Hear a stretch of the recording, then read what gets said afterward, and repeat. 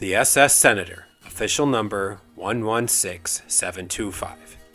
The Senator was built in 1896 by the Detroit Dry Dock Company of Wyandotte, Michigan. Her hull was an overall length of 420 feet.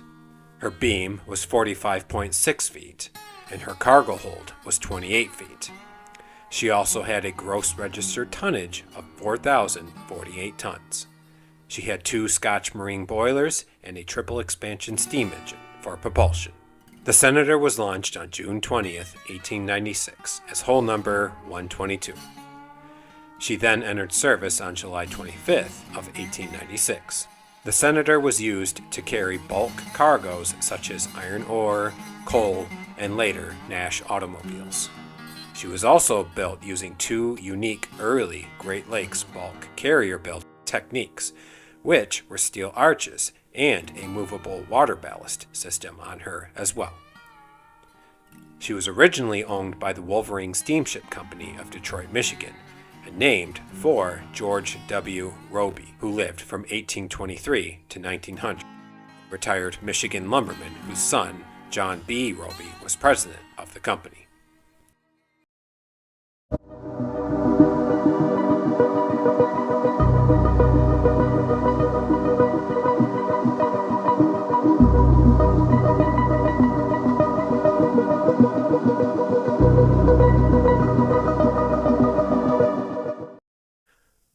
In 1898, the SS Senator was loaded with 224,000 bushels of corn at Milwaukee, Wisconsin.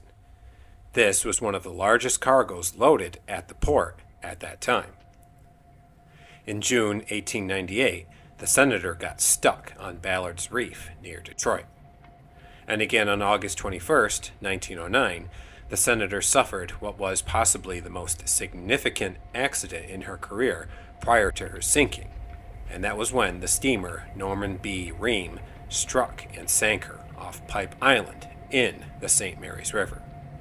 Norman B. Ream tore a large hole in her starboard side, and her crew had hardly any time to run her on the middle ground before her hull filled with water.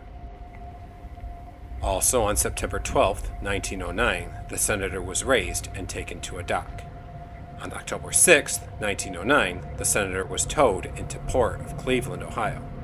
On the following day, she was placed in dry dock, number 2, for repairs which cost over $90,000. She was out of commission for the rest of the shipping season after her accident.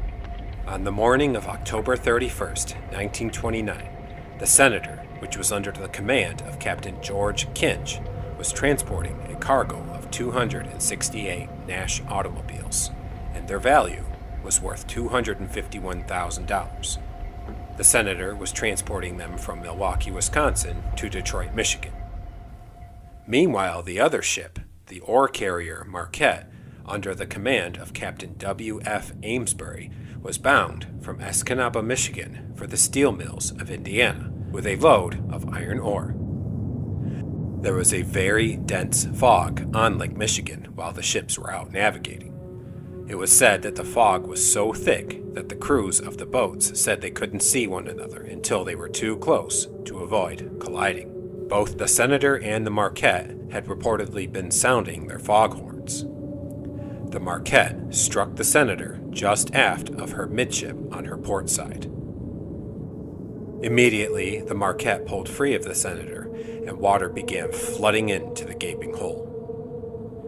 The Senator began to list to port, and then, suddenly, she quickly settled to the stern. The bow rose high in the air, and she slid beneath the waves within 8 minutes after colliding with the Marquette. The Marquette's captain neglected to turn back and assist any of the crew members of the Senator that were still in the water. 7 men drowned on that day. While several of the crew jumped into the water and others made it onto the Marquette, a tugboat rescued 15 men from the lake, of the 28 crew members on the Senator. The dead as well included the captain.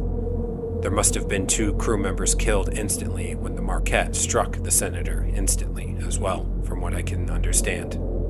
The Senator and all 268 Nash automobiles sank to the bottom of Lake Michigan. The SS Senator was discovered on June 10, 2005, using a Klein 531 side-scan sonar. She sits in nearly 500 feet of water, 16 miles northeast of Port Washington. The Senator is sitting upright, facing in a northeastern direction. The pilot house of the Senator and engineering spaces are intact. The 268 Nash automobiles still remain aboard the Senator. The cars that were attached to the deck have since slid aft onto the sand, and those that remain inside the vessel's hull remain chained in place on the day they sank. The grouping of these automobiles is considered the largest unmodified collection of early Wisconsin-built vehicles known to exist.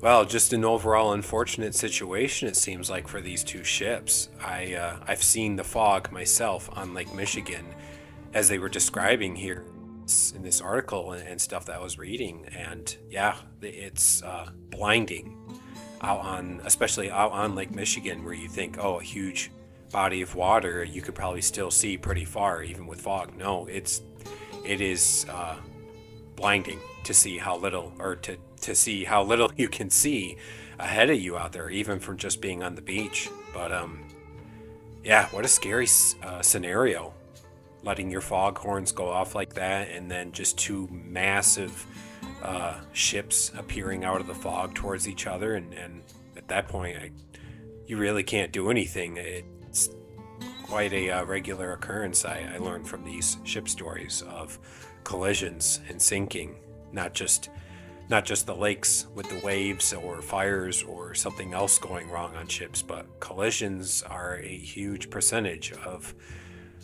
these ship stories, and unfortunately the crew members that lose their lives on them, because it happens so suddenly, so instantly, and yeah, with the inrushing water, makes sense that the Senator sunk pretty quickly there within 8 minutes. So, but yeah, that will do it for this video.